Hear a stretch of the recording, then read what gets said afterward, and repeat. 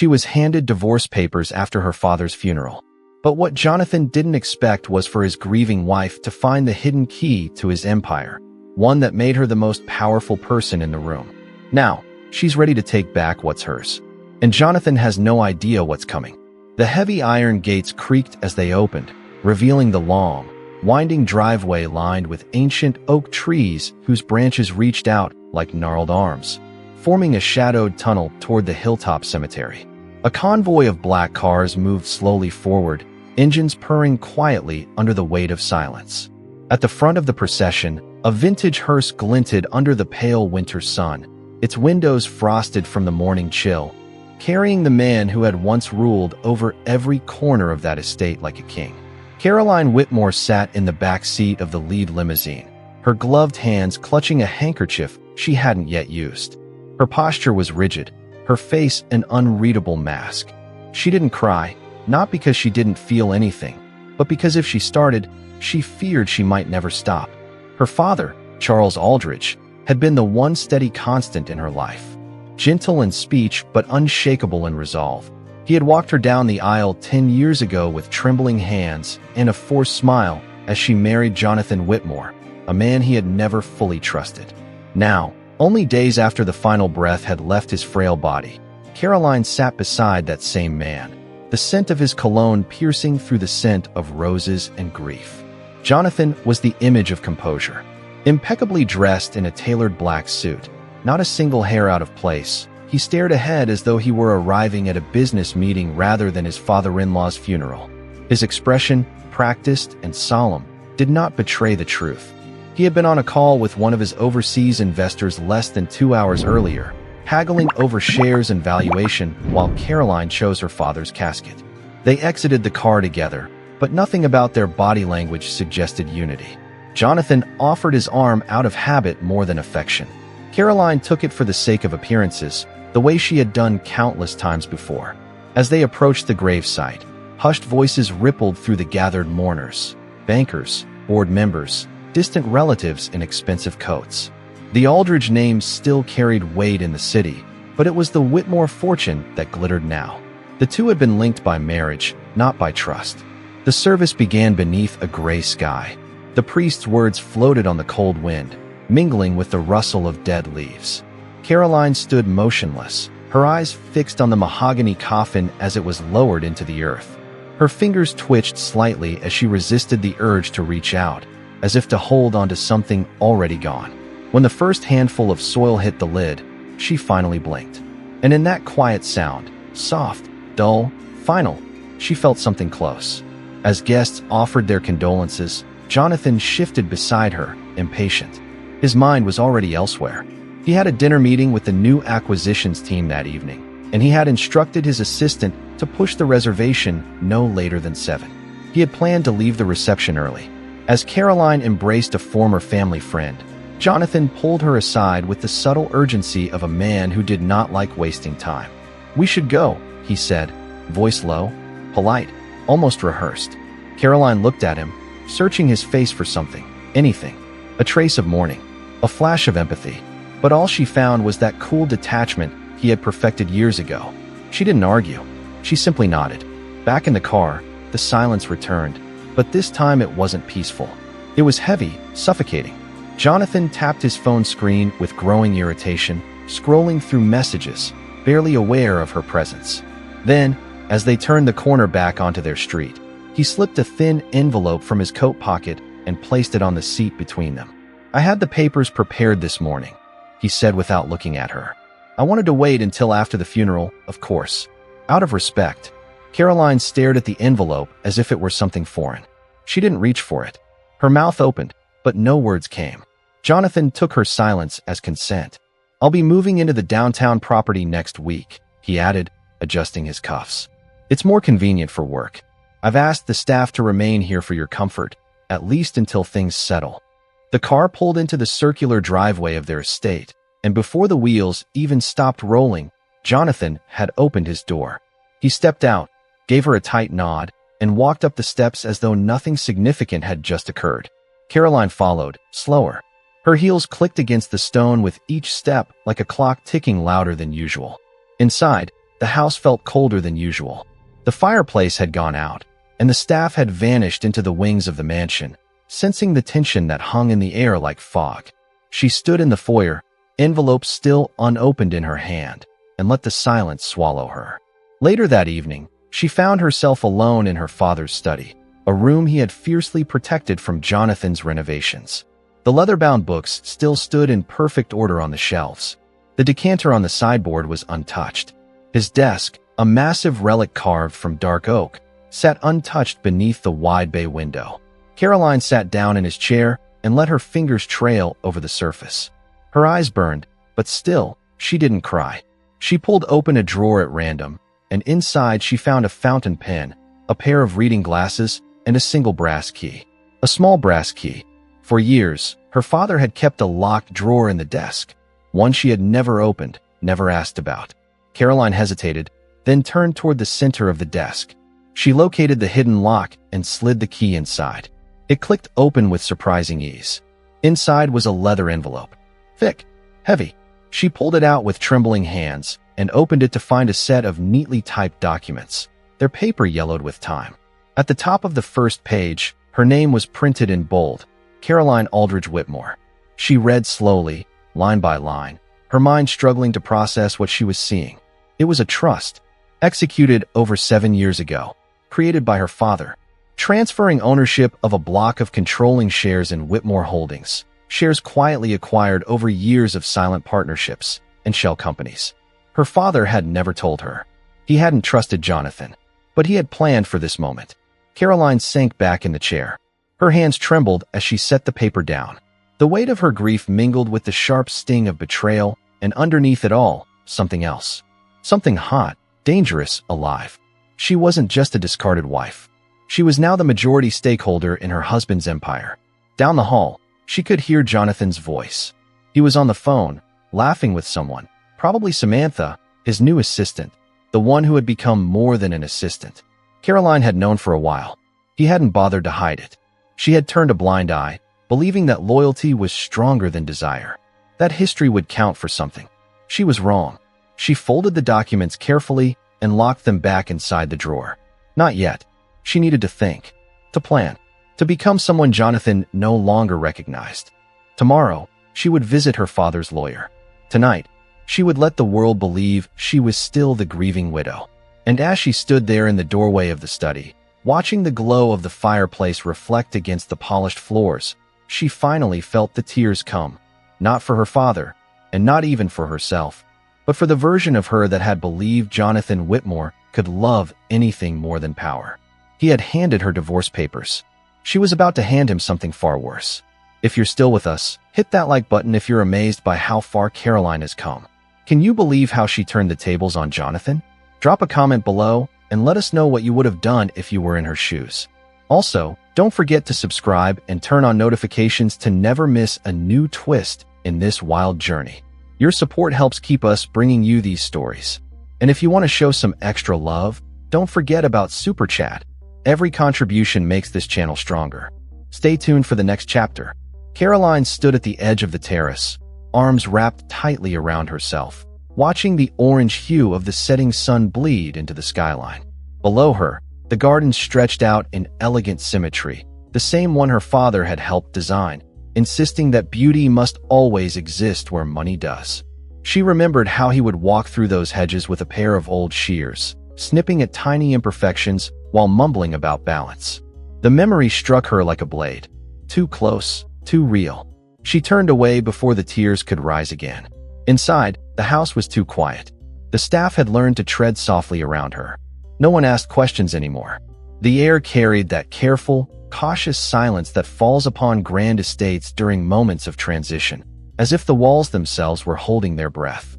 But Caroline wasn't grieving the way people expected her to. There were no sobbing fits, no anguished wails echoing down the marble corridors. Instead, her grief was colder, more methodical, like winter creeping under a doorframe, slow, silent, impossible to ignore. The divorce papers sat unopened on the edge of the side table in the sitting room. She hadn't touched them since the car ride. She hadn't needed to. The message was clear. Jonathan was done pretending. It wasn't just that he no longer needed her. It was that he had finally decided she was disposable. The timing was brutal. Days after she buried her father, when her world was already cracking, he handed her the final blow without so much as a second thought. That kind of cruelty wasn't careless. It was calculated. And that, more than anything, told her who Jonathan had become. Or maybe who he had always been. She wandered into the study again. Her father's scent still lingered, old books, cedarwood, and a hint of tobacco. She sat at the desk, the same place she had discovered the trust the night before. The papers were locked away again, but the knowledge they carried burned at the edges of her thoughts. Her father had planned this. Every share, every silent transaction. For years, he had watched Jonathan expand his empire, let him believe he was the sole master of it, while quietly building a structure that would allow Caroline to take control the moment it became necessary. And that moment had come. She reached for her phone, scrolling through her contacts until she found the number she needed: Harold Grant, her father's old attorney. She hadn't spoken to him in years, not since before the wedding. Harold had been like an uncle to her once, before she was swept into Jonathan's world and everything she knew was repackaged in fine china and polite detachment. Her thumb hovered over the call button. She hesitated, then tapped. The phone rang twice before he answered. Caroline. His voice was gruff, familiar, touched with cautious surprise. I was expecting to hear from you sooner. You knew, she said, skipping pleasantries. About the trust. I did, Harold replied calmly. Your father asked me to keep it sealed unless you found it on your own. He wanted you to come to it when you were ready. Caroline leaned back in the chair, letting his words settle. He's gone. And Jonathan, he gave me divorce papers the day we buried him. There was a pause. Then I'd say you're ready. They met the next morning at Harold's downtown office, a high-rise suite with floor-to-ceiling windows that overlooked the river. The city buzzed below, indifferent to her personal crisis. Harold was waiting at the reception area, his once dark hair now mostly silver, but his eyes sharp as ever. He shook her hand firmly and led her into the conference room.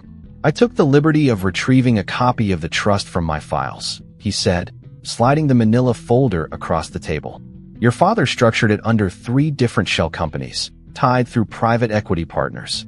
On paper, it would take forensic accountants weeks to trace the connection to you. But make no mistake, you own the controlling interest in Whitmore Holdings now. Caroline opened the folder, scanning the documents. Why didn't he tell me? Because he didn't want Jonathan to know. Not until it was necessary. Harold sat down across from her, folding his hands.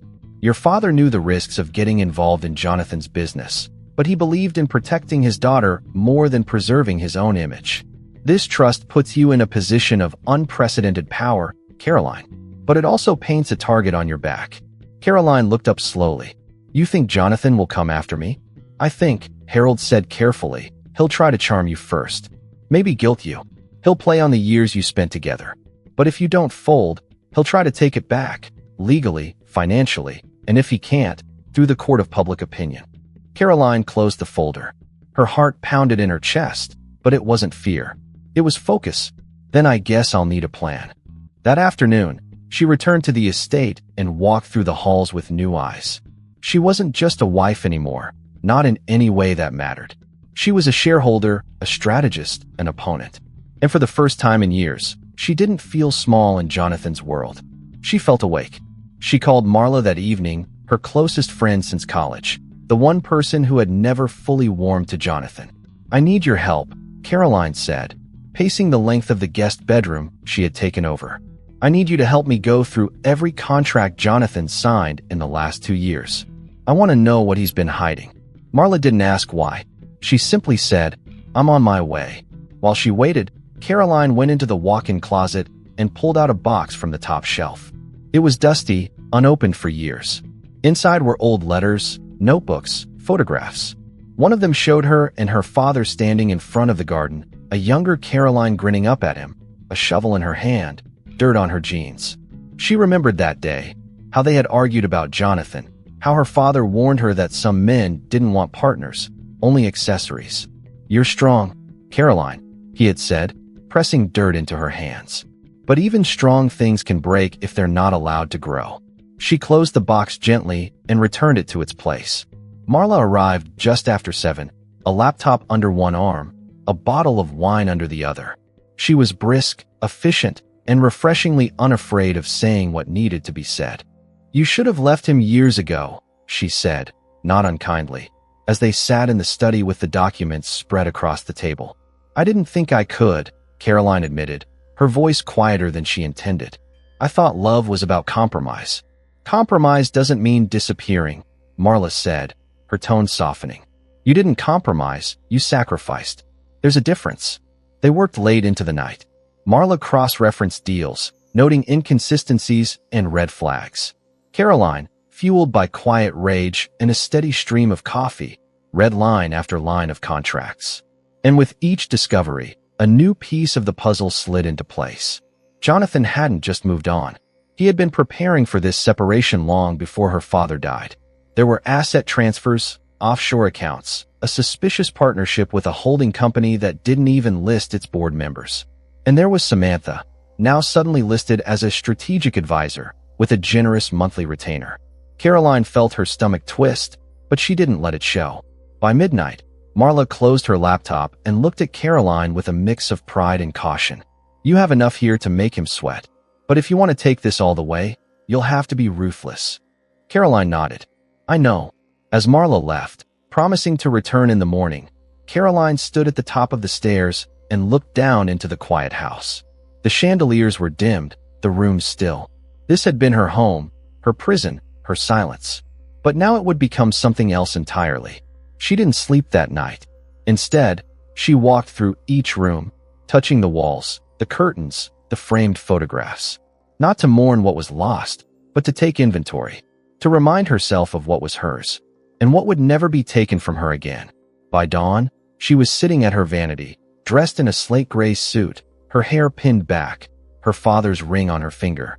As sunlight filled the room, Caroline reached for her phone and called Whitmore Holdings board secretary.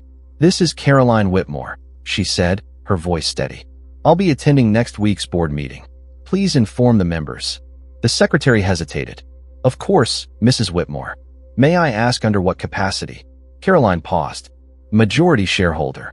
She ended the call and sat back in her chair, the silence around her no longer suffocating but waiting, full of possibility. The game Jonathan had started wasn't over. It was just beginning. The elevator doors slid open with a smooth mechanical sigh, revealing the 41st floor of Whitmore Holdings corporate headquarters, a towering glass monument nestled among the skyline, where ambition wore tailored suits and the scent of espresso hung in the air like currency. Caroline stepped out with quiet poise, her heels clicking on the polished marble, the soft hum of productivity swirling around her. She hadn't walked these halls in years. Not since the early days of her marriage, when she believed she was part of Jonathan's empire, not just an observer to it. Back then, she'd come to his office with takeout, still wearing her architecture firm badge, full of ideas about balancing work and life, about building something together. That woman had been slowly erased by time and silence. But today, she had returned, not as a visitor, not as a wife, but as the woman her father had raised her to be. The receptionist at the front desk did a double take, her eyes scanning Caroline from head to toe. She stood tall in a navy blue pantsuit that was simple but undeniably sharp, her hair pinned back in a clean French twist. "Can I help you?" the young woman asked, polite but hesitant. "You can," Caroline said smoothly. "Tell Mr. Grant I'm here to see him. And inform Mr. Whitmore that I'll be attending the board meeting this afternoon." The receptionist blinked. Of course. Please, have a seat." Caroline didn't sit. She stood near the window wall, gazing out at the vast cityscape while texts and whispers traveled through the office like an electric current. Her calm exterior masked the storm beneath. She had spent the last 72 hours absorbing every line of the trust, reviewing shareholder laws, and preparing for every possible objection. Harold had walked her through the clauses over dinner the night before, his tone equal parts supportive and cautious. She had made her decision. There was no turning back. A door opened, and Harold Grant appeared, his tie slightly crooked, his expression unreadable. "Caroline," he greeted, voice low but warm. "Let's step into my office." Once inside, he closed the door and gestured to the leather chair across from his desk. "The board meeting starts in less than an hour. Are you certain you're ready for what this means?" Caroline didn't hesitate. "Jonathan thinks I'm grieving. And I am. But grief doesn't make me blind. Or weak." Harold nodded approvingly and handed her a sleek leather portfolio. This contains your formal documentation, proof of ownership, and a summary of the trust's protective clauses. You'll want to reference Clause 13 if anyone challenges your voting rights today. She accepted it without flinching. Do you expect them to push back? Jonathan will. The rest of the board? Hard to say. They've grown accustomed to his authority, but most of them have loyalty to performance, not personality. If you offer stability, they'll listen. Caroline stood, smoothing the front of her jacket. Then let's give them something to listen to. As they stepped out and walked toward the boardroom, the hallway seemed narrower than she remembered. Each step echoed like a countdown. Through the glass walls ahead, she could see the board already gathering. 9 men and women, all in expensive suits, chatting quietly as they reviewed documents or sipped coffee from branded porcelain cups. At the head of the table sat Jonathan, effortlessly commanding the space with his posture alone. He wore the same confidence he always had, that curated smirk and immaculate haircut, his tie pinned precisely in place. He hadn't seen her yet. When she entered, the room stilled. Jonathan's eyes met hers and flickered with something unreadable. Surprise? Amusement? Contempt? She couldn't tell. He leaned back in his chair, crossing one leg over the other, the picture of performative calm. "Caroline," he said, voice cool and measured. "What a surprise." "I doubt that," she replied evenly, taking the seat directly across from him. "I'm here in my capacity as a voting member. My name is on the agenda, I believe." A few board members exchanged glances. Jonathan gave a short laugh, shaking his head. "Forgive me, gentlemen and ladies. My wife has recently suffered a personal loss, and perhaps the strain has led to some confusion." Harold stepped forward, placing the portfolio on the table. "No confusion, Mr. Whitmore. Mrs. Whitmore controls the Aldrich Trust, which holds a combined 38% voting share in this company, an arrangement that has been active for 7 years. Jonathan's jaw tensed. That trust was dormant. "Dormant," Harold said, "is not the same as inactive. Caroline is now the sole executor, and per Clause 13 of your own bylaws, she holds full rights to attend, vote, and propose motions to this board." A murmur swept through the room. One of the board members, a middle-aged woman with sharp eyes named Lynn Cross, cleared her throat. "Why weren't we informed of this sooner?" "Because it wasn't necessary," Caroline answered, folding her hands. "Until now?" Jonathan leaned forward, his voice low. "We don't need a public scene, Caroline. If you have concerns, we can discuss them privately." She didn't break eye contact. "You made it clear that our relationship ended in private. This is about business." He blinked, the first crack in his armor. "Very well," he said, his voice clipped. "We're here to finalize the Turnwell acquisition. As you all know, the buyout is expected to push our Q2 projections above target. The contracts are prepared, and unless there are objections, I'd like to move to a vote." "I object," Caroline said, her voice cutting clean through the room. Jonathan turned to her, stunned. "Excuse me." She slid a folder across the table. "Turnwell's environmental violations alone make this acquisition a public relations nightmare waiting to happen. Not to mention their unresolved litigation overseas, which would become our liability. You're pushing this deal through without due diligence. You don't understand the strategy," he said, teeth gritted. "This is about expansion, global reach. It's about recklessness," she said, calm but firm. "And I won't allow it." The room held its breath. Lynn Cross looked through the folder. Another board member, Gregory Hale, leaned toward her, whispering something. Slowly, hands dropped from their voting devices. "I propose a motion," Caroline continued, "to delay the acquisition vote by 60 days, pending a full independent review of Turnwell's legal and ethical standing." One by one, eyes turned to Jonathan. "Seconded," Lynn said. It wasn't unanimous, but it didn't have to be. The motion passed 6-3. Jonathan sat back, his face unreadable now. Not angry, not surprised, but calculating. She had known that look for years. He was adjusting to a new variable. Her. As the meeting adjourned, board members filed out, several pausing to nod at her in quiet approval. Jonathan remained seated, his gaze fixed on the skyline through the glass. "You planned this," he said, not turning toward her. "You've been waiting." She gathered her things. "I didn't want this, but I'm not letting you burn down what my father helped build." "Your father," he scoffed, standing. "He was a dinosaur, Caroline. You think you're honoring him by stepping into this arena? You're not built for it. She walked to the door and looked back at him. You're right. I'm not built for your kind of business. But I'm not here to play by your rules. And with that, she left. Outside the boardroom, the hum of the office returned. People moved, phones rang, emails were sent. But the energy had shifted.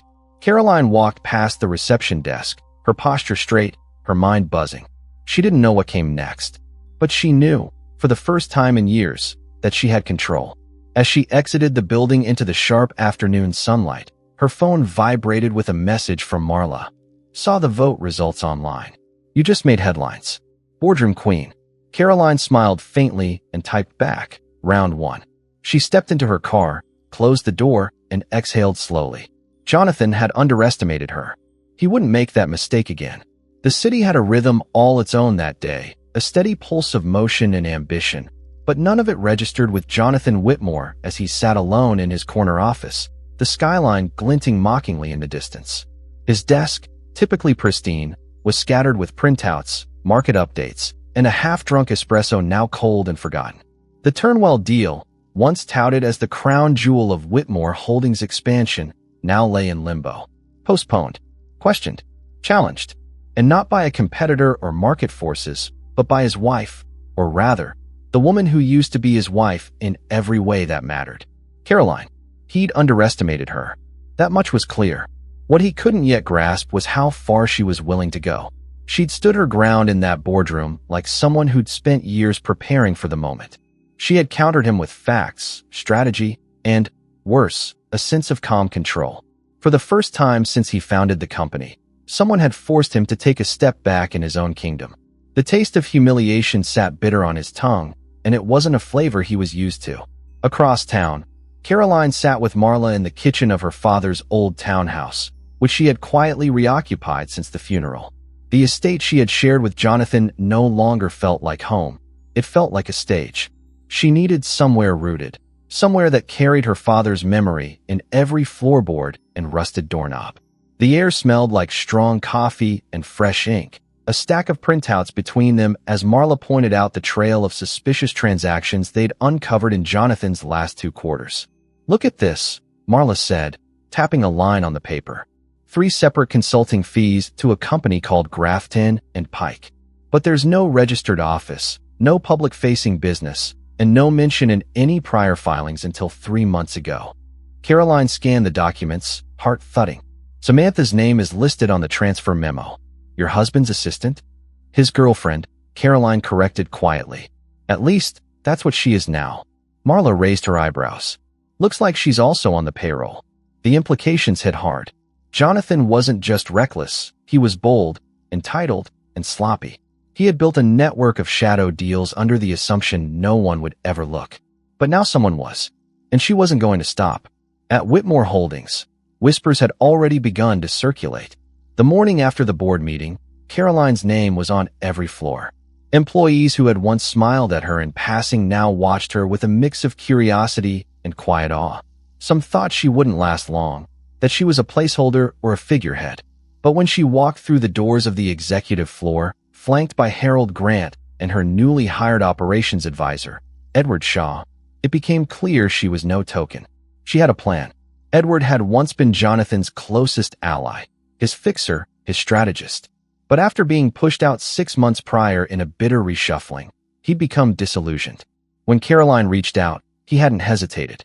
I know where the skeletons are, he said simply during their first meeting. And I know how Jonathan thinks. You'll need someone like me.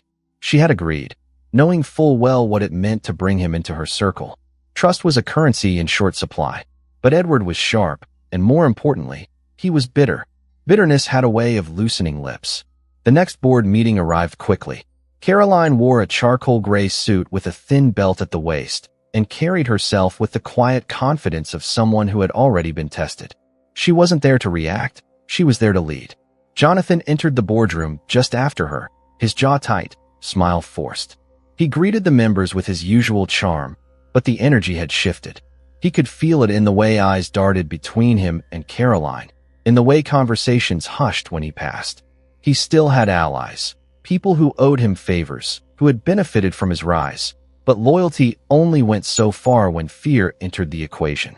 And today, that fear came in the form of a document Caroline laid before each board member's seat. This, she began once everyone was seated, is a comprehensive audit summary of Whitmore Holdings' most recent financial activities. My team found inconsistencies in project allocations, off-book consulting payments, and expenditures tied to unvetted vendors. Jonathan scoffed. You've been here a week and you think you understand how this company operates. I don't think, Caroline said, looking him dead in the eyes. I know. And more importantly, so will the IRS if I file this report. A silence settled over the room like ash. Caroline didn't flinch. I'm not here to tear this company apart, she continued. But I won't let it be run like a personal piggy bank. Starting today, I'm initiating a full internal audit, and I'll be assembling a new financial oversight committee. Jonathan leaned forward, voice low and venomous. You're walking into dangerous territory, Caroline. She didn't blink. The only danger here is complacency. Edward passed around another folder, proposals for restructuring the board's voting procedures. If passed, they would limit Jonathan's emergency powers, a change Harold had confirmed was fully legal under the company's charter. Jonathan's fingers twitched as he skimmed the proposal. This wasn't a coup. It was a slow, deliberate dismantling of his influence. The vote passed, 5-4. Caroline didn't smile. She didn't gloat. She simply nodded, thanked the members for their time, and left the room without a glance backward. Jonathan stared at the closed door long after she disappeared down the hall. He had built this empire brick by brick, made sacrifices, crushed competitors, and pulled favors in every corner of the city. And now, the woman he had once dismissed as too soft, too sensitive, too ordinary, was undoing him piece by piece. Not with scandal, not with rage, but with precision. That night, Caroline returned to the townhouse and sat in her father's old reading chair, the audit folder in her lap. Outside, rain tapped against the window, rhythmic and steady. She stared at the pages, at the numbers, at the paths of greed that had stretched under her nose for years. It wasn't just about revenge anymore. It was about integrity, about cleaning the rot from the roots of a company that still bore her family's legacy in its foundation. Her phone buzzed. A text from Jonathan. You've made your point. Let's talk before this gets ugly. She stared at the message for a long moment, then typed a single response. It's already ugly. Now we make it right. The next morning, Caroline held a press conference. It was brief, controlled, and carefully crafted. She stood behind the podium, eyes scanning the reporters, and spoke with unwavering clarity. As a newly active board member and majority shareholder, I want to assure stakeholders and employees alike that Whitmore Holdings is entering a new era, one grounded in transparency, accountability, and ethics. I am committed to protecting this company's future, not just for its investors, but for every person whose life is touched by its reach. The reporters shouted questions as she walked away, but she didn't answer. She didn't need to. The statement had been made. Later that evening, Marla joined her in the townhouse, bringing Thai food and 2 bottles of wine. You broke the internet, she said, scrolling through her phone. People are calling you the Steel Widow. Caroline raised an eyebrow. Charming. Honestly, Marla said, pouring wine. I thought you'd be more excited. Caroline sighed, setting down her glass. I'm not doing this for headlines. I know, Marla said softly.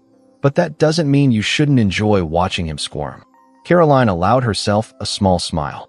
Somewhere across the city, Jonathan stood on his balcony, drink in hand, watching the rain fall like judgment from the clouds. His phone buzzed again. Another missed call. Another lawyer with more bad news.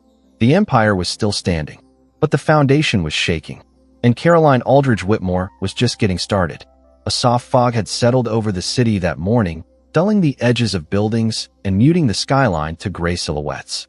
Inside the Whitmore family estate, now more museum than home, the atmosphere had turned dense with something thicker than mist. Tension radiated from the walls like heat trapped in concrete, made worse by the silence that followed Caroline's ascension to power. What had once been Jonathan's stronghold, filled with crystal chandeliers and expensive whispers, had become a battleground of cold stares and unspoken resentment. It started with Margot Whitmore, Jonathan's mother, a woman who wore pearls like armor and carried judgment in the flick of her wrist. She had called Caroline 3 times in a single day, each message more clipped than the last. "I'd like to speak with you in person," she had said finally, her voice terse with formality. Not a request, a summons.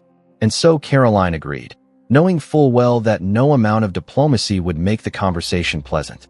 They met at the conservatory of the Whitmore Country Manor, a glass-encased room filled with imported orchids and humidity. Margot was already seated at a white iron table, her posture regal, fingers curled tightly around a porcelain teacup. She didn't stand when Caroline approached. "I assume you know why I asked you here," Margot began, setting the cup down with a muted clink. "You've made quite the spectacle of yourself lately." Caroline took the seat across from her without flinching. "You mean taking responsibility for a company my father helped build?" Margot's lips thinned. "Your father was a silent partner. Jonathan built Whitmore Holdings into what it is. And now, thanks to you, his name is being dragged through the mud in the business section of every newspaper in the country." "Because he misused company funds," Caroline replied calmly. "Because he treated corporate assets like personal rewards. That's not mud, that's accountability." Margot's eyes sharpened like daggers. "You're embarrassing this family." "No," Caroline said, folding her hands. "Jonathan did that. I'm just exposing it." Margot stood, towering despite her slender frame. "You think power makes you untouchable, but this family has survived worse than you. Don't mistake temporary influence for permanence. You are not one of us." Caroline held her gaze. "I don't want to be." As she drove back into the city, Caroline found her hands tightening on the steering wheel. She wasn't shaken by Margot's words. She'd expected nothing less. But the way they carried the arrogance of generations who believed their name granted them moral exemption stirred something bitter inside her. The Whitmores had always seen her as a guest, never an heir. Even during her marriage, she'd been treated like fine art, admired, polished, placed under glass, but never allowed to influence the decor. That illusion had shattered now, and Margot wasn't the only one scrambling to pick up the pieces. Vivian Whitmore, Jonathan's sister, had once been cordial to Caroline in public and ice-cold in private. Now she'd gone fully transparent. During a charity gala they both attended, Caroline as a last-minute guest, Vivian as the co-chair, she'd cornered her by the champagne fountain and launched her attack. "You've managed to confuse vengeance with leadership," she said, her voice dripping with condescension. "But eventually people will see through it. You don't belong in that boardroom." Caroline took a slow sip of her drink before responding. "And yet, I'm there, making decisions, signing deals, stabilizing the company your brother nearly ruined." Vivian's eyes flashed. "You're dismantling the very empire that pays for everything you own." Caroline's voice lowered, controlled and deadly. "Correction. I own it. That's why you're angry." By the end of the night, the air around Caroline was thick with half-smiles and measured nods. Allies were cautious, enemies overt. She'd expected resistance, but not the kind that came dressed in designer gowns and wielded gossip as weapons. Stories began to leak. Unflattering rumors about Caroline's mental health, her fragile state after her father's death, whispers that she was unstable, power-hungry, dangerous. It was textbook character assassination, but with wine-soaked elegance. She ignored the press clippings, the anonymous quotes, the poison pinned into columns by socialites with connections and too much time. What mattered were the numbers, and those were shifting in her favor. Back at the office, Edward Shaw brought her news that confirmed her suspicions. "They're trying to freeze you out," he said, sliding a folder onto her desk. "Jonathan's been calling in favors, trying to get the board to motion a vote of no confidence. But you still hold controlling shares. They can't oust you unless you step down voluntarily." Caroline flipped through the documents. "Which I won't." Edward nodded. "They'll push harder. You should be ready." "I already am." And yet, she wasn't prepared for Jonathan's next move. Not because it was clever, but because it was so absurdly arrogant. He invited her to lunch. They met at a quiet rooftop restaurant where Caroline used to celebrate birthdays with him, back when their smiles were real and their arguments brief. He wore his usual expensive suit, undone at the collar for a hint of casual charm, and greeted her with the kind of half-hug reserved for photo shoots and public relations. She sat without returning it. "I thought it was time we had a civil conversation," Jonathan began, signaling the waiter. "Since when do you do anything civilly?" she asked, her tone flat. He chuckled, unfazed. "You're enjoying this, aren't you?" "No," she said. But I'm not running from it, either. He leaned in, lowering his voice. You've made your point. You've embarrassed me. You've shaken up the board. But if you really care about this company, you'll stop before it collapses. You're afraid of collapse because you built it on sand, Caroline replied. I'm building something stronger. Something honest. Jonathan stared at her, his expression tightening. You're not here to fix anything. You're here to punish me. Caroline leaned forward, her voice calm. I'm here because you thought I wouldn't. Because you believed I was too soft to fight back. And because you made the mistake of assuming that silence meant consent. It didn't. They finished the meal in silence, each bite more bitter than the last. As they parted, Jonathan offered one last jab. You may win the battle, Caroline, but you're making a lot of enemies. She turned to face him fully. Good. I want them to see me coming. In the days that followed, Caroline continued her quiet war. She restructured the executive leadership team, implemented financial checks, and brought in a new ethics officer to overhaul corporate policy. Each move tightened the leash on Jonathan's influence. Each step brought her closer to transforming Whitmore Holdings from a dynasty of shadows into a company with spine. But the resistance didn't stop. Anonymous letters arrived at her townhouse. Emails warning her to step down for her own safety. One morning, someone shattered the rear window of her car. The message was clear. She was being watched. She brought the evidence to Harold and Edward. They advised caution, security. But Caroline refused to retreat. They want me to be afraid, she said. So I'll be visible instead. She began attending every public meeting, every major press event. She took interviews, calmly refuting rumors. She spoke about corporate responsibility, legacy, and leadership in a voice that couldn't be twisted. And with every appearance, the whispers faded slightly. The tide was beginning to turn. But power, she learned, always leaves scars. Late one night, alone in her study, she sifted through old letters her father had written, some to her, some he never sent. In one, dated only months before his passing, he wrote, I wish I could be there to shield you from what's coming. But I know you'll face it better than I ever could. I built what I could, but the real legacy is what you do with it now. She folded the letter carefully, her throat tight. The Whitmore name may have bought influence, but the Aldridge name carried something deeper. And now it was her turn to show the world what that meant. As she stared out into the night, the city lights blinking like quiet defiance, Caroline understood something she hadn't before. This wasn't just about business. It wasn't even about Jonathan. It was about reclaiming what was hers, not just by blood, but by purpose. They had turned on her. Now she would turn the tide. The morning sunlight filtered through the blinds of Caroline's study, painting narrow slats of gold across the floorboards as if reminding her that, no matter how dark things had gotten, a new day always came.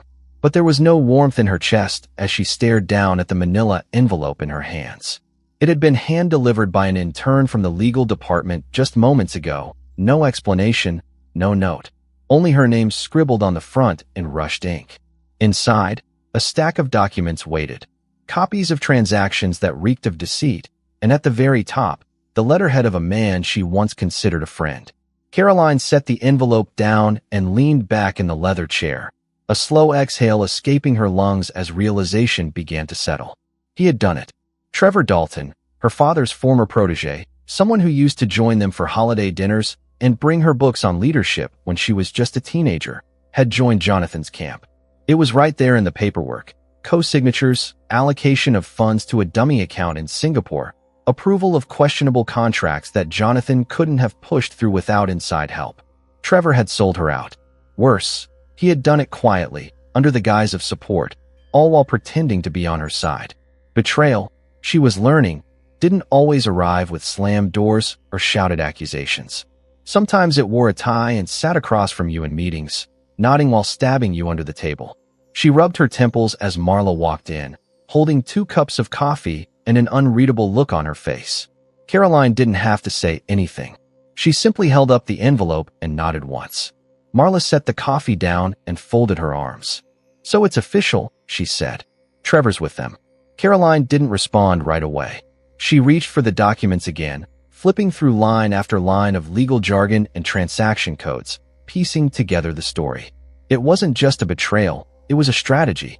Jonathan was rebuilding his empire from within, slowly turning Caroline's support system against her. He couldn't beat her head-on in the boardroom, not with the trust in her hands, so he was eroding the foundation from underneath, like termites in the walls. Are we sure he wasn't threatened? Caroline asked finally, though her voice lacked conviction. Marla shook her head. No, Trevor's too smart for that. He made a choice. The betrayal stung, but it wasn't the only one. Over the past week, Caroline had watched her alliances dwindle, one polite withdrawal at a time. People who had once stood beside her now canceled meetings without explanation, avoided eye contact in the elevator, and sent carefully worded emails saying they needed to reassess their involvement. It wasn't just Trevor. It was a pattern. And patterns, Caroline had learned, always meant intention. Her instincts screamed that Jonathan was behind it all, and as she stared out the window, she imagined him sitting in some penthouse suite, sipping whiskey with that smug, patient expression he wore when he thought the game was already won. But Caroline was far from folding. She hadn't come this far to retreat now. She called Edward. He answered on the first ring, his voice low and alert. Talk to me. Trevor flipped, she said. There was a pause, then a quiet sigh. I figured. I warned you he was soft. I thought he had more spine, Caroline muttered. Edward chuckled grimly. No one is spine when the stakes get personal. Jonathan probably offered him something. Reinstatement, equity, maybe even his own division. Caroline's stomach turned at the thought. Can we trace it? Already on it, Edward said. But there's something else.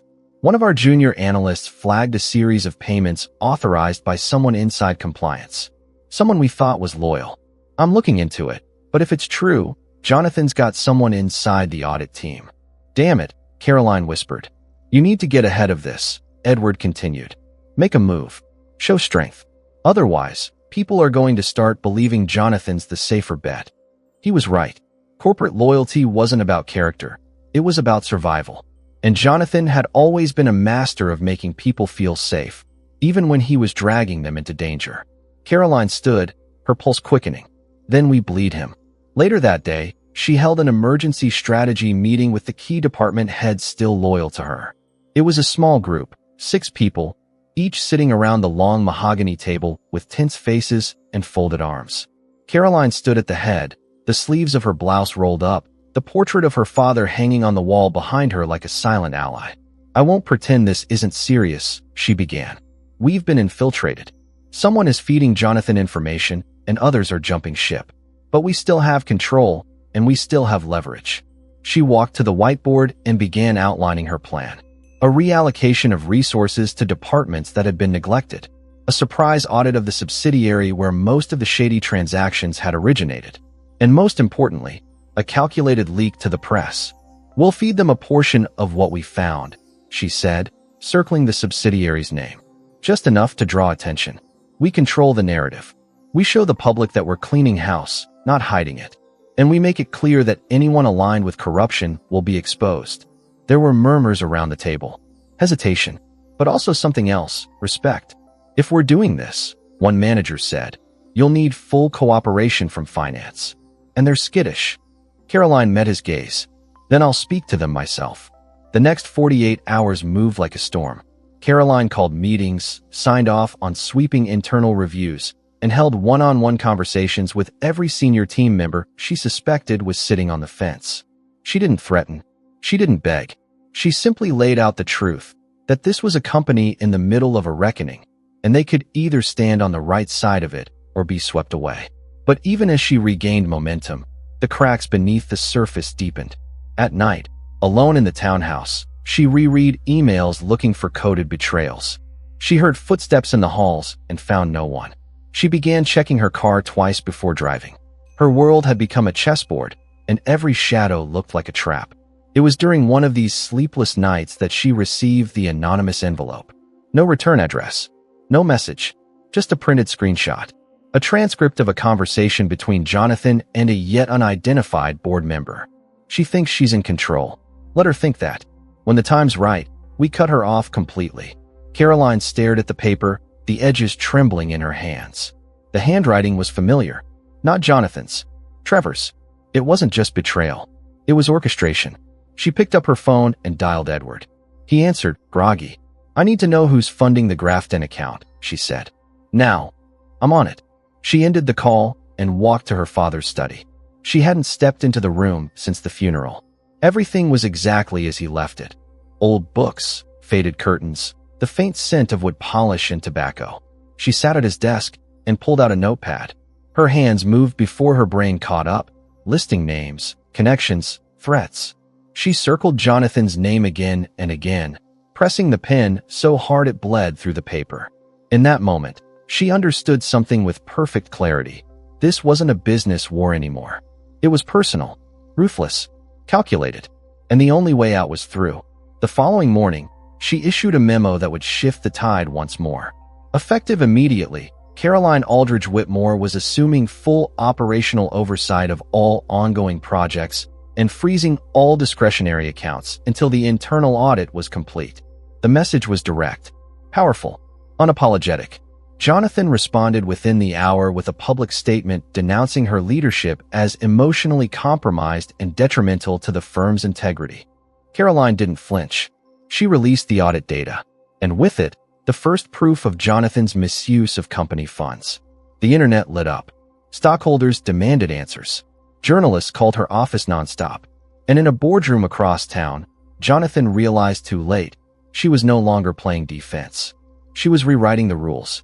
A storm swept across the city the night before the headlines hit.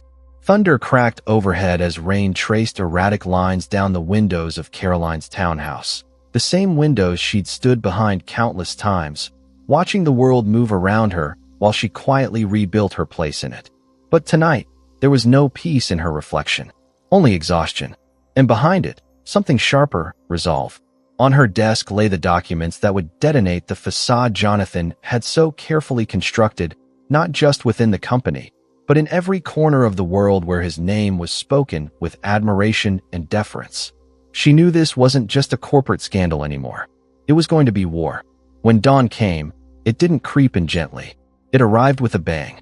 The front page of the city's most prominent financial paper featured Caroline's photograph, poised, expression unreadable, above the headline. Whitmore Empire under fire. Internal documents reveal massive misconduct. Below that, a second line. Majority shareholder Caroline Whitmore spearheads investigation into former CEO. By 9 a.m., the news had spread to every network. Caroline had chosen her moment carefully. She'd held the release until after the quarterly earnings call, giving Jonathan just enough rope to present inflated projections based on fabricated data. Once he did, she unleashed the audit report that directly contradicted every number he'd presented. It wasn't just a blow to his ego. It was a violation of federal financial regulations. And the board knew it. Inside the headquarters of Whitmore Holdings, chaos unfurled like a frayed rug. Phones rang endlessly. Employees huddled in corners whispering, faces pale and anxious. Press agents scrambled to draft emergency statements. Investors began demanding answers before the markets opened. And in the boardroom, a closed-door meeting convened in near silence, the kind reserved for grave decisions. Jonathan sat at the end of the table, shoulders tight, jaw clenched, flanked by two attorneys who looked increasingly uncomfortable as each document was reviewed aloud. Caroline, seated at the opposite end, didn't speak. She let the evidence do it for her. Gregory Hale, one of the board's elder members and typically a staunch traditionalist, cleared his throat. "We can't ignore this. The integrity of the entire company is at stake." "I agree," said Lynn Cross, tapping her pen against the folder. "These aren't minor discrepancies. This is systematic abuse of funds. Travel expenses disguised as consulting fees, payments to unverified vendors, falsified reports submitted to shareholders. This is fraud." Jonathan's voice came low, tight. "You think this is a coincidence? That Caroline finds all this suddenly, right after our divorce? This is personal, vindictive." Caroline met his eyes for the first time. "No, Jonathan.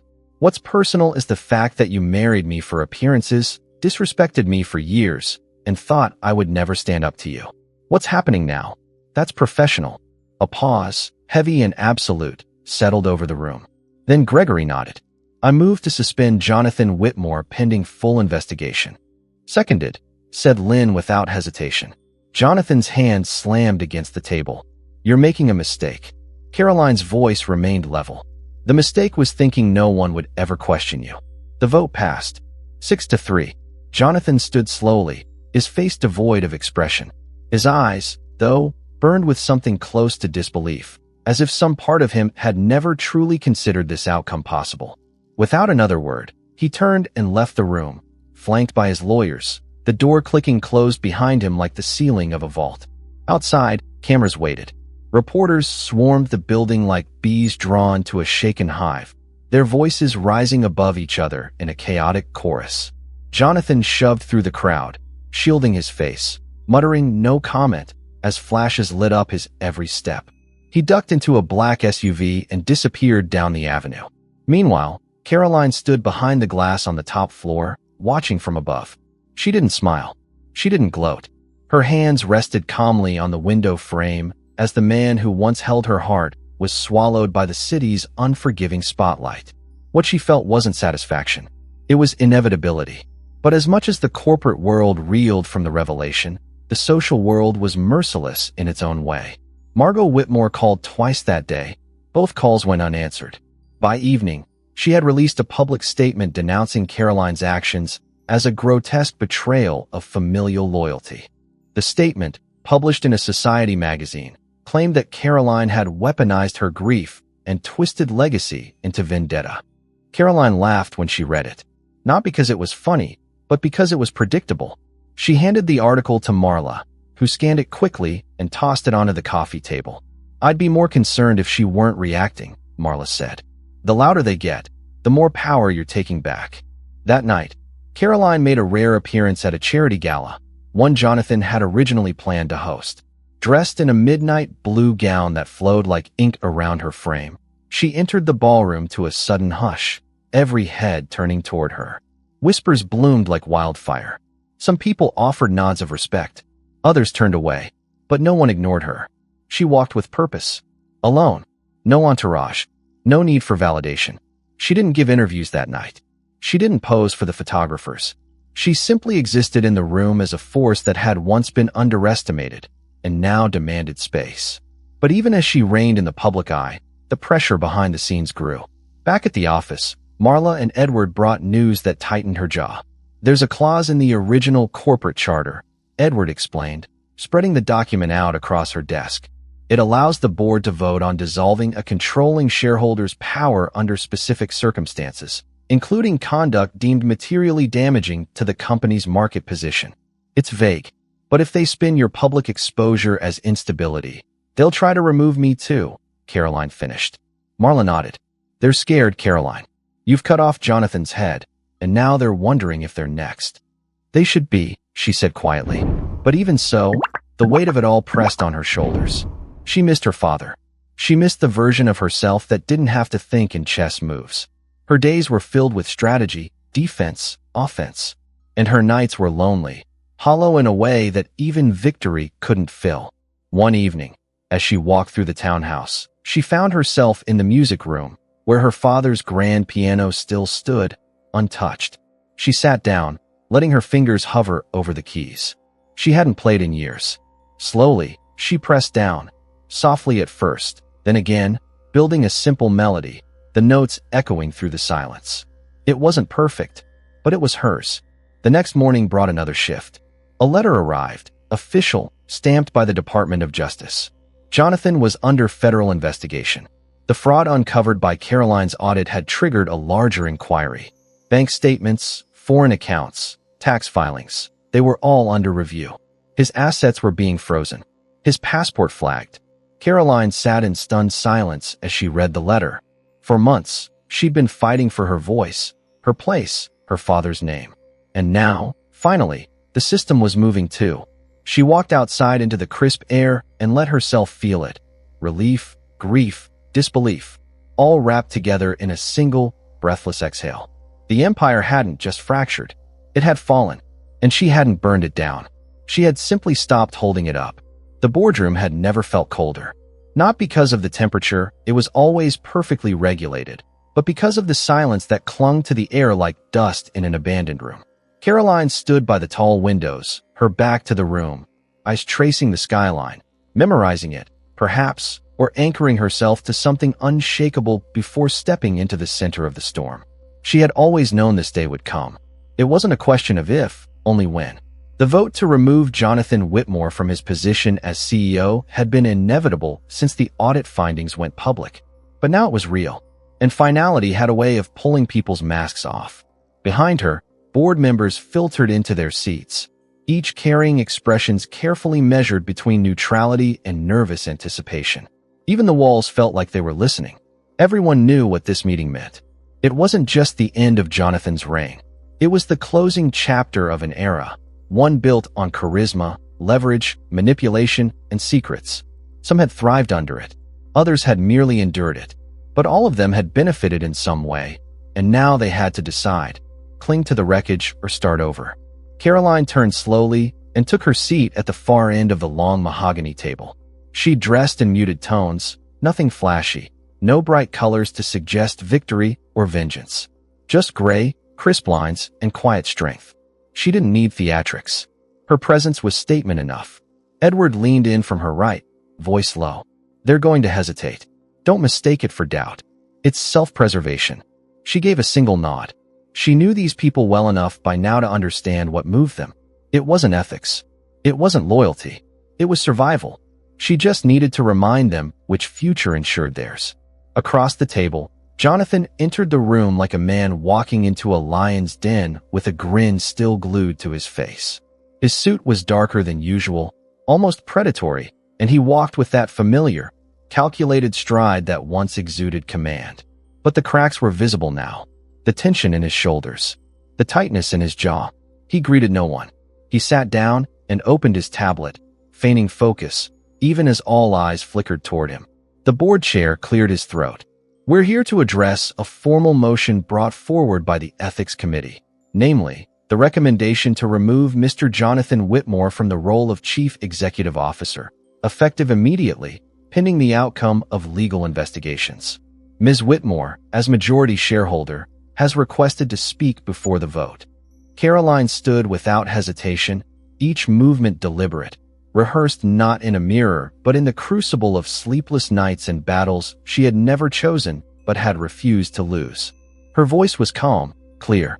Ladies and gentlemen, I'm not here to repeat what you already know. The documents, the audits, the public response, they speak for themselves. What I want to remind you of is what this company stands for. Or rather, what it used to. There was a time when Whitmore Holdings meant something. Innovation, excellence, leadership. But over the past few years, that meaning has eroded, chipped away by decisions rooted not in strategy, but in ego. We've protected one man's reputation at the expense of our own credibility. And that ends today. A murmur moved through the room. She waited. Let it breathe. I understand loyalty, she continued. I've lived in the shadow of it. I know what it costs.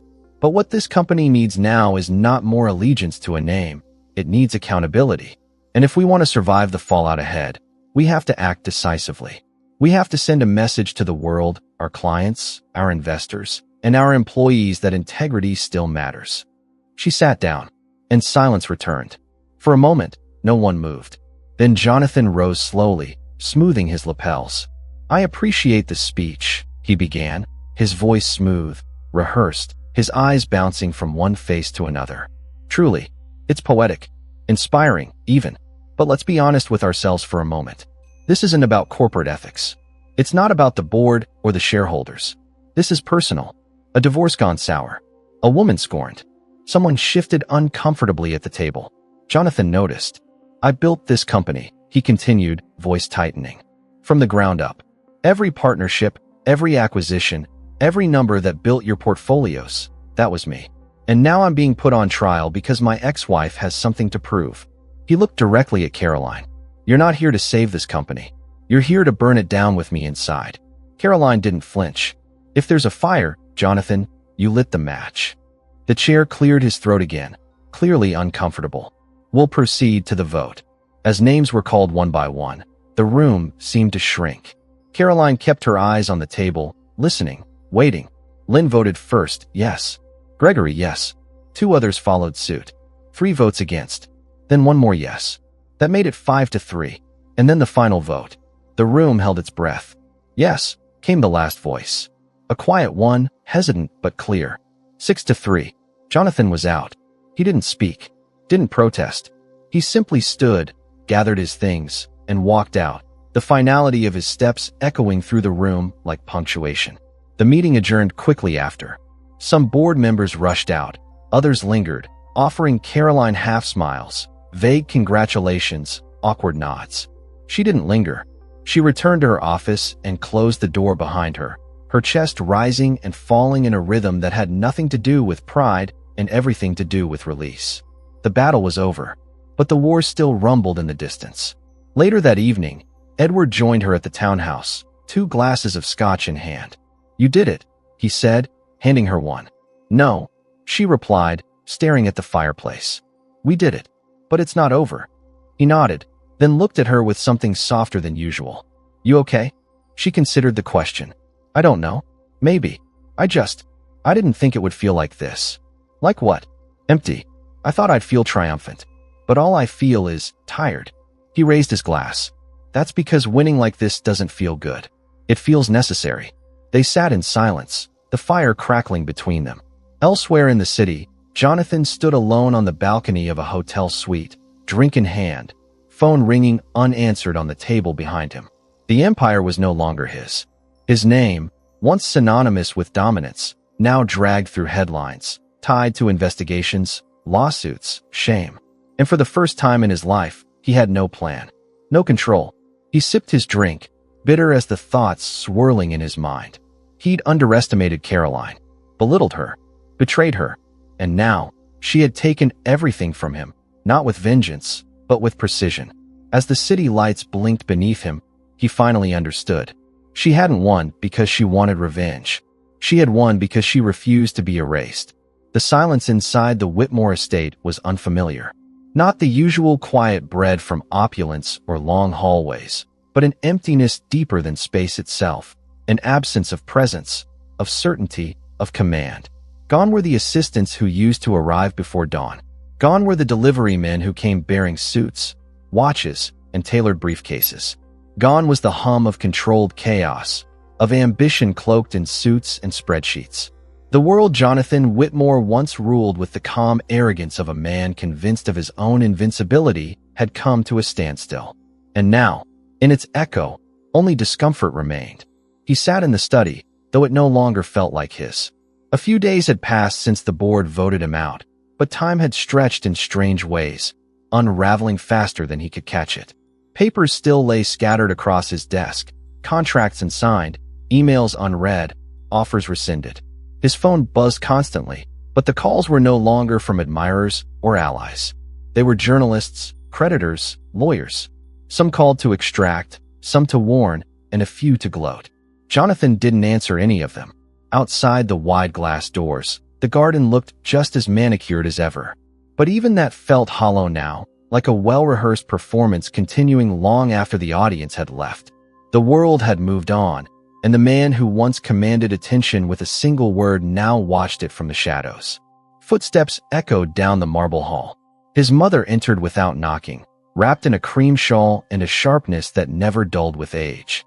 Margot Whitmore had always carried herself like a woman born in another era, one where appearances were everything, where scandals were buried, not survived.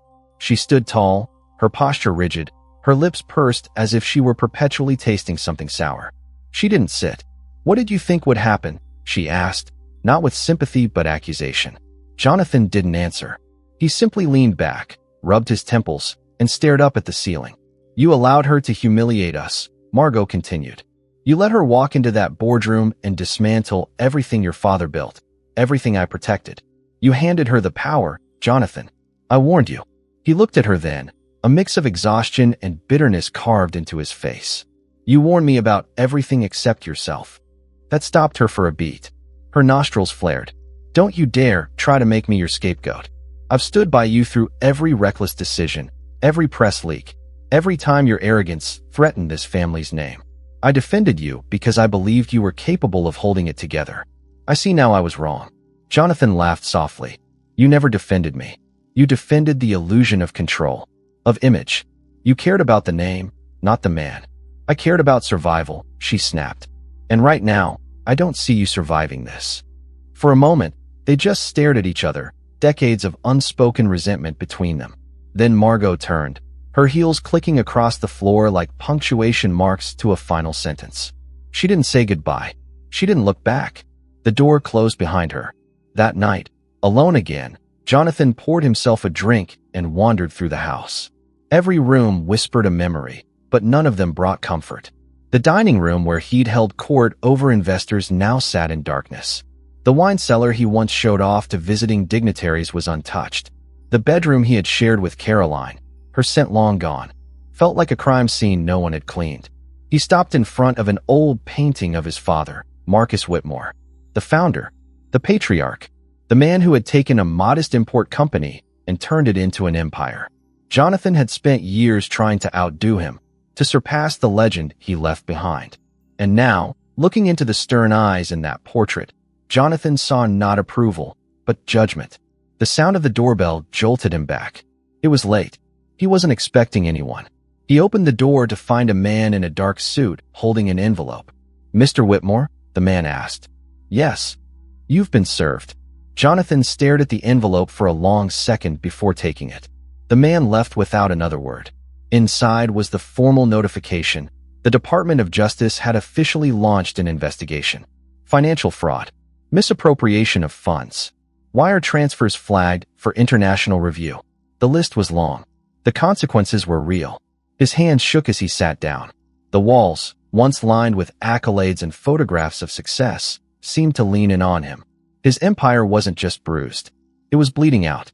Across town, Caroline sat with Marla and Edward in her father's old study, the three of them surrounded by more papers than table space. Edward was detailing the latest board realignments, while Marla scrolled through social media posts dissecting every layer of the public downfall. "He's finished," Edward said. "Between the board vote and this investigation, there's no coming back." Caroline nodded, but her face remained unreadable. "You okay?" Marla asked gently. She hesitated, then gave a tired smile. "I should feel something. Anger, relief, victory. But all I feel is quiet." "You took down a giant," Edward said. "Quiet is allowed." She looked at them both. "It doesn't bring back the years I lost, or the man my father tried to warn me about." Marla touched her hand. "But it gives you something else. The future." That night, Caroline walked alone through the townhouse, touching the framed photographs her father had taken during his travels, the antique maps, the shelves of books marked with pencil notes in the margins. This home had been built with love and patience, everything the Whitmore estate lacked. It wasn't grand, but it was real. She stopped at her father's desk and opened the drawer where the trust documents had been.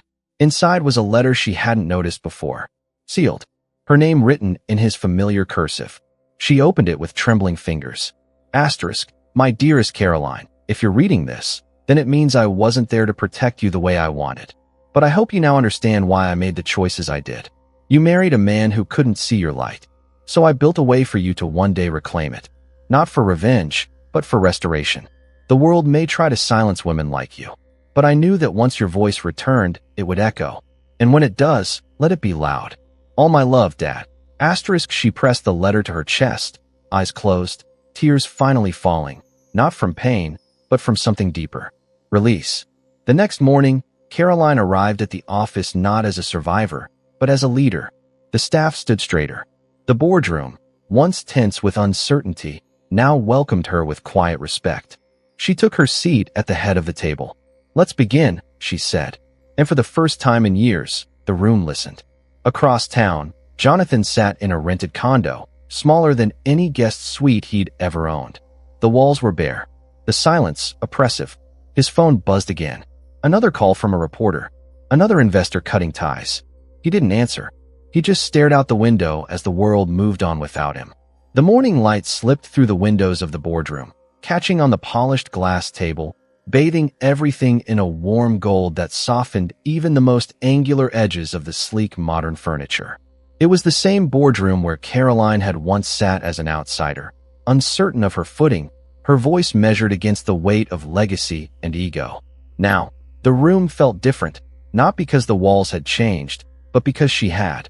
Her presence filled the space with a quiet authority, not born of force or title, but of resilience forged through fire. She no longer needed to prove herself. She had already done it, one brutal chapter at a time. Around her sat the newly restructured board of Whitmore Holdings, diverse, professional, and above all, invested in restoring integrity to a name that had almost crumbled beneath scandal. Each face in the room looked to her not for permission, but for direction, and she gave it with clarity. "We've come through a storm," she began, her voice steady and clear. "But storms don't define the foundation. They test it. And what we've learned is that we are capable of rebuilding, not just stronger, but smarter. This company has always had potential. Now we have purpose." There were nods around the table, murmurs of agreement, but Caroline didn't pause for applause. She wasn't interested in accolades. She was interested in action. The meeting continued, focused, efficient. New initiatives, sustainability investments, community partnerships, transparent leadership policies. Every item on the agenda marked a step away from the shadows Jonathan had once ruled from. The empire was changing, and it no longer bore his fingerprints. By noon, the meeting adjourned. Caroline gathered her notes and made her way down the hall, nodding politely to employees who passed her with subtle deference. Some offered genuine smiles. Some simply stepped aside. All of them understood who she was now, not just the woman who had brought down the former CEO, but the one who had steadied the ship while everyone else was scrambling for a lifeboat. She stepped outside onto the rooftop terrace, the wind tugging at her coat, the city below buzzing with life. Her phone buzzed in her pocket. It was a text from Harold Grant. He signed the agreement. Settlement finalized. Caroline stared at the screen for a moment. After months of chaos, scandal, and betrayal, Jonathan had finally accepted the terms. He would surrender his remaining shares in exchange for legal leniency. No more appeals. No more threats. Just a silent exit, the kind that said everything he could no longer afford to. She replied with a simple, "Understood." And then she pocketed the phone and looked out over the skyline, the same one she had watched from this very terrace the first time she realized just how far she had to climb. That version of her, grieving, uncertain, underestimated, felt like a ghost now. Not gone, but transformed. She was still Caroline, still her father's daughter. But now she was something else too. A leader in her own right. A woman who had refused to be defined by the man who tried to erase her. Across town, Jonathan sat alone in a quiet conference room inside his lawyer's office. The lights were too bright, the coffee too bitter, the silence too loud. He signed the last page of the agreement with a flick of the pen, then dropped it as if it had burned him. He didn't speak. His lawyer nodded silently and left him there. Jonathan sat for a long time, staring at the polished surface of the table, his reflection warped in the lacquer. No more office. No more boardroom. No more headlines with his name leading the charge. He had once imagined his downfall as something cinematic, a betrayal, a coup, a grand betrayal worthy of his ambition. But in the end, it had been quiet, methodical, delivered not by his enemies, but by the very woman he thought he had broken. He wondered if she would ever speak to him again. Part of him hoped she wouldn't. That same afternoon, Caroline visited the one place that still felt untouched by all the corporate battles and whispered betrayals, her father's grave. The cemetery was quiet, wind sweeping between headstones, birds chirping distantly like a lullaby for the still. She knelt by the marker, running her fingers over the engraved letters. "Hi, Dad," she whispered. She didn't cry. She had cried enough in this place. Instead, she spoke softly, sharing everything he had missed. The board meetings, the discoveries, the betrayals, the impossible moments where she had almost given up. And finally, the win. "I did it," she said, her voice catching.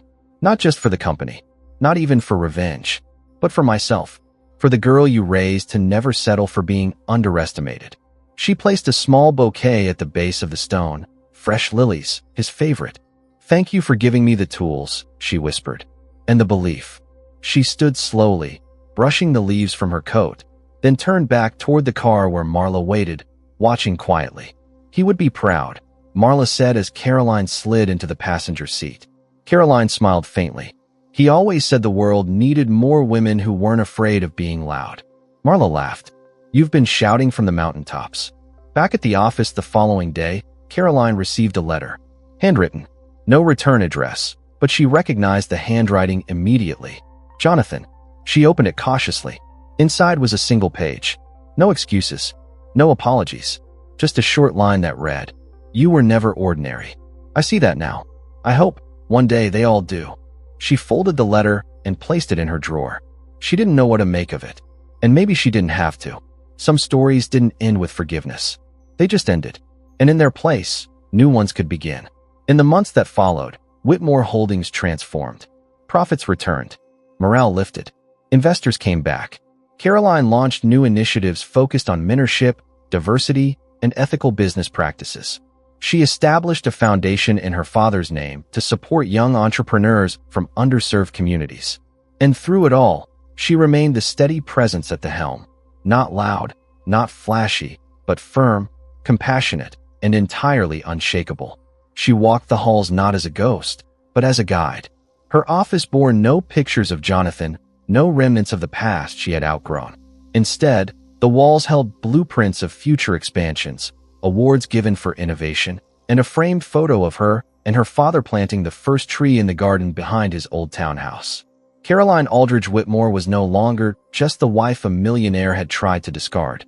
She was the woman who took back the narrative. And in doing so, she didn't just rewrite her own story. She reminded everyone watching that sometimes, the quietest revolutions leave the loudest echoes.